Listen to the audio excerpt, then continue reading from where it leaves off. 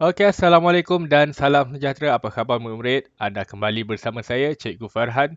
Dan pada hari ini kita akan belajar mata pelajaran pendidikan kesihatan untuk murid tahun 4. Dan kita masih lagi di unit 11, sayangi diri, peers dan tajuk serta fokus kita pada hari ini murid-murid adalah kebersihan diri ketika datang haid dan ihtilam. Kalau murid-murid ingat pada pembelajaran yang lalu kita telah pun belajar tentang akil baligh dan apakah itu haid dan apakah itu ihtilam, dan hari ini adalah sambungannya. Jadi murid-murid bolehlah bersedia dengan buku teks Pendidikan Jasmani Pendidikan Kesihatan tahun 4 muka surat 78. Okey, sementara murid-murid bersedia dengan buku teks muka surat 78, saya akan bagi tahu dulu apakah objektif pembelajaran kita pada kali ini. Jadi, objektif kita adalah menghasilkan amalan terbaik pengurusan diri apabila akil baligh. Okay, jadi di akhir video ini, murid-murid akan tahu apakah cara yang terbaik untuk dilakukan semasa ataupun selepas murid mengalami ihtilam ataupun menarka ataupun datang haid. Okey, murid-murid masih ingat apakah itu akil baligh? Okey, ingin saya ingatkan, akil baligh adalah proses daripada zaman kanak-kanak ke zaman remaja. Okey, sebelum kita pergi kepada buku teks, kita akan buat sedikit ulang kaji dahulu murid-murid. Apakah itu maksud ihtilam dan apakah itu maksud menarka? Kita telah belajar, saya harap murid-murid dapat menjelaskannya seperti ini. Ihtilam adalah ejakulasi atau pancutan air mani kali pertama ketika tidur. Okey, ini bermaksud ihtilam hanya berlaku kepada lelaki sahaja, untuk murid lelaki sahaja. Jadi murid lelaki perlulah bersedia. Okey, tengok video ini dan murid-murid akan tahu apa untuk dilakukan apabila murid mengalami ihtilam. Dan menarka adalah apa dia murid-murid? Menarka adalah haid kali pertama. Dan menarka ini hanya berlaku kepada murid perempuan. Kepada perempuan sahaja. Untuk yang kali pertama dipanggil menarka. Dan untuk makluman murid perempuan, murid-murid jangan terkejut ya, kerana murid-murid apabila sudah pun akil baligh, murid akan datang haid. Dan haid ini bukan satu kali saja seumur hidup, tetapi murid-murid akan mengalami haid setiap bulan mengikut kitaran haid murid-murid lah. Jelas? Okey, kita lihat kepada buku teks. Jadi, buku teks muka surat 78 mengenai kebersihan diri. Ketika kedatangan haid dan ihtilam, kita mestilah menjaga kebersihan diri. Kita tu merujuk kepada siapa? Kepada murid-murid. Tidak kira murid-murid lelaki ataupun murid-murid perempuan. Jadi persoalan kita untuk pembelajaran kali ini, soalan untuk murid. Jadikah apakah tindakan yang perlu dilakukan apabila murid mengalami ihtilam dan menarka? Okey, kenapa saya tanya murid-murid mengenai ihtilam dan menarka? Kalau murid-murid masih ingat, umur untuk untuk seorang lelaki dan seorang perempuan mengalami ihtilam dan menarka adalah di antara 9 hingga 16 tahun. Jadi murid-murid sekarang ni tahun 4, murid-murid sudah pun berumur 10 tahun. Jadi murid-murid perlulah bersedia kerana murid-murid akan mengalami akil baligh.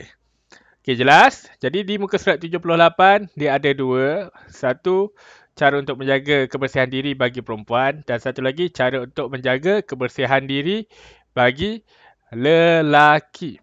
Dan untuk perempuan ada 4 langkah, begitu juga dengan lelaki.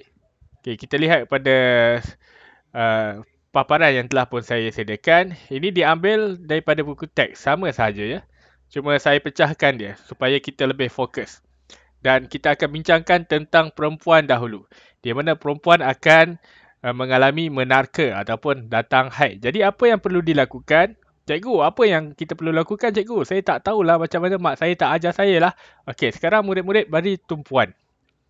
Yang pertama, kalau ikut buku teks, kerap tukar tuala wanita jika pendarahan banyak. Okey, jika murid mengalami pendarahan yang banyak ketika haid, terutamanya pada hari yang pertama ataupun hari yang kedua, Okey, murid-murid perlulah bersedia dengan tuala wanita. Mana nak dapatkan? Dekat kedai ada jual. Okey, kalau dekat sekolah tak ada, kamu boleh tanya kawan kamu. Mungkin kawan kamu telah pun bersedia dengan tuala wanita. Ataupun kalau dekat sekolah, mungkin kamu sudah pun mengalami pendarahan yang terlalu banyak sehingga pad kamu tu sudah pun penuh, dah tak ada spare dah tuala wanita, mintalah pada cikgu perempuan. InsyaAllah cikgu akan membantu kamu. Yang kedua adalah buang tuala wanita ke dalam tong sanitari. Okey, apa tu tong sanitari? Tong yang disediakan di dalam tandas perempuan. Biasanya memang khas untuk buang tuala wanita. Okey, jelas? Okey, kalau ada kadang-kadang di antara kamu telah pun belajar daripada ibu kamu, mungkin perlu bersihkan dahulu tuala wanita itu, basuh dia sebelum buang. Tapi yang paling penting, buang ke dalam tong sanitari. Jangan kamu buang dalam lubang tandas. Kalau kebanyakan tandas-tandas dekat sekolah tersumbat, antara puncanya adalah murid membuang tuala wanita ke dalam lubang tandas tu. Jangan buat macam tu. Buang pada tempat yang sepatutnya. Lubang tandas tu untuk kamu buang air besar kamu, air kecil kamu. Itu tempat yang sepatutnya. Untuk tuala wanita, buang di dalam tong sanitari. Okey, yang ketiga, cuci tangan selepas membuang tuala wanita. Kenapa perlu cuci tangan? Kerana kamu tadi telah pun menyentuh tuala wanita yang mempunyai darah haid. Darah haid adalah kotor. Darah adalah kotor, kan? Jadi kita tak nak kuman-kuman yang ada pada tuala wanita tu ataupun darah haid kamu tu ada pada tangan kamu. Jadi cuci tangan selepas buang tuala wanita. Yang keempat adalah mandi dan membersihkan diri. Sentiasa pastikan diri kamu bersih. Jelas? Ini sangat penting untuk murid perempuan. Ada 4 langkah. Senang saja. Sediakan tuala wanita. Yang kedua, buang tuala wanita ke dalam tong sampah. Jangan buang dalam lubang jamban. Yang ketiga, cuci tangan selepas membuang tuala wanita. Yang keempat, mandi. Mudah saja untuk murid-murid ingat. Okey, kalau kita lihat dekat sini ada informasi mengenai tandakan tarikh kedatangan haid pada kalendar agar kamu mengetahui dan bersedia untuk kedatangan haid yang seterusnya. Okey, apa tu cikgu? Saya tak faham lah. Okey, sekarang saya akan terangkan. Wanita ataupun perempuan akan mengalami haid setiap bulan setelah kamu akil balik. Okey, dan kita untuk satu daripada datang haid bulan ni ke haid yang seterusnya dikenali sebagai kitaran haid. Tempohnya adalah 28 hari. Pada hari yang ke-28 itu kamu akan datang haid sekali lagi. Itu untuk wanita yang normal lah. Yang mana haid dia teratur. Jadi untuk kamu, supaya kamu bersedia, supaya kamu tahu bila untuk bawa tuala wanita yang lebih, kamu perlu tandakan dalam kalendar kamu. Okay, kalau kamu masih lagi tidak tahu cara untuk mengira kitaran haid, jangan risau, pada tahun 5 kamu akan belajar cara untuk mengira kitaran haid. Jelas? Okey, 4 langkah sahaja untuk murid perempuan. Okey, yang lelaki perlu fokus tak, perlu belajar tak? Perlu ambil tahu. Kerana satu hari nanti kamu akan berkahwin dengan perempuan dan kamu akan ada anak perempuan, insya-Allah. Okay, yang seterusnya kita akan lihat pada buku teks di bahagian bawah pula, muka surat 78, iaitu cara untuk menjaga kebersihan diri apabila kamu mengalami ihtilam. Berbeza dengan orang perempuan. Okay, kalau perempuan datang haid tiap bulan, lelaki first time datang, bukan datang haid, first time keluar mani dipanggil ihtilam. Okay, dia tak ada datang tiap-tiap bulan. Okay, air mani akan keluar apabila kamu berada dalam keadaan terangsang. Okay, apa yang perlu dilakukan ketika ihtilam? Ihtilam tu macam mana, cikgu? Saya tak jelas lah. Ihtilam ni keluar cecair yang seperti gam, okay, daripada kemaluan kamu, daripada zakar kamu tu.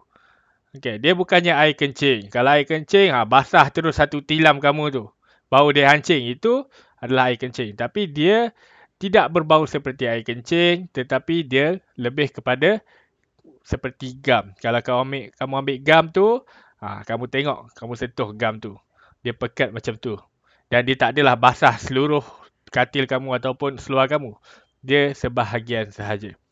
Yang pertama, apa yang perlu kamu lakukan untuk murid lelaki apabila ketika ihtilam adalah menukar baju kamu. Baju dan seluar lah. Okey, janganlah pakai baju dan seluar tu. Bila dah ihtilam tu, dia dah jadi kotoran pada baju dan seluar kamu. Jadi, tukar pakaian kamu.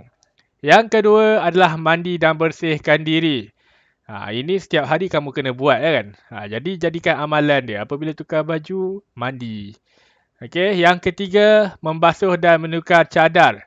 Kenapa perlu basuh dan tukar cadar? Kita khawatir air mani kamu tu terkena pada cadar, pada tilam. Jadi kotorlah dia walaupun dia berbeza dengan air kencing tapi konsep dia tetap sama, kotor. Tukarlah cadar dan tukarlah dan basuh. Yang keempat adalah menjaga kebersihan pakaian dalam. Ini paling penting. Okey, jangan kamu pakai pakaian dalam tu berulang kali. Seminggu pakai satu jenis seluar dalam je. Okey, tukar.